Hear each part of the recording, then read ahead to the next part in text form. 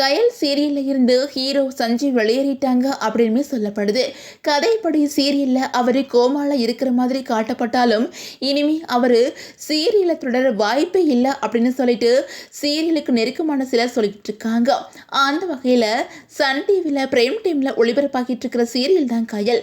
ஹீரோவா சஞ்சீவும் அவருக்கு ஜோடியா சைத்ராவும் நடிச்சுக்கிட்டு இருக்காங்க.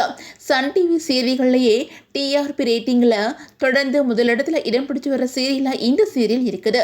இந்த நிலையில இந்த சீரியல்ல கடந்த சில மாதங்களாகவே ஹீரோ சஞ்சீவ் பத்தின காட்சிகளை பார்க்க முடியல. இப்போ அவரு கோமாவுக்கு போயிட்டாரு அப்படின்னு காட்டியிருக்காங்க.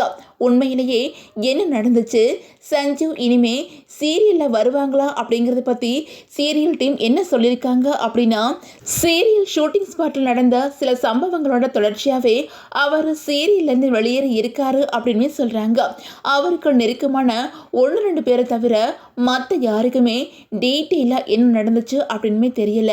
ஷூட்டிங் ஸ்பாட்ல ஒரு முறை ஒரு பஞ்சாயத்து ஆச்சு. அதன் தொடர்ச்சியா அடுத்த சில தினங்கள்ல இருந்து சஞ்சுவுமே ஷூட்டிங் ஸ்பாட்டுக்கு வர்றதில்ல அப்படின்னு ஒரு சிலர் சொல்றாங்க.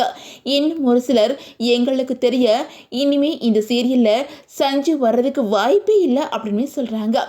அதே நேரம் இதே கயல் சீரியல் நடிச்சு வந்த நடிகர் ஐயப்பனோட மனைவி ஷூட்டிங் ஸ்பாட்டுக்கே போய் இந்த சீரியல் கமிட் ஆனதுக்கப்புறம் ஐயப்பன் வீட்டுக்கே வர்றதில்ல அப்படின்னு பிரச்சனை பண்ணி போலீஸ் புகார் வர போனதுமே நினைவிருக்கலாம். அப்போ இருந்து ஐயப்பனும் சீரியலில் இல்லை அப்படிங்கிறதும் குறிப்பிடத்தக்கது.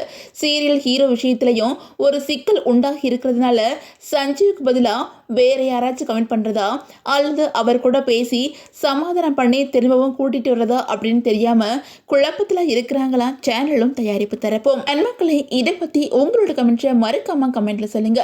இந்த வீடியோ உங்களுக்கு பிடிச்சிருந்தா லைக் பண்ணுங்க, ஷேர் பண்ணுங்க. மறக்காம நம்ம மினிட்ஸ் மில்லியன் சேனலை சப்ஸ்கிரைப் பண்ணிக்கோங்க.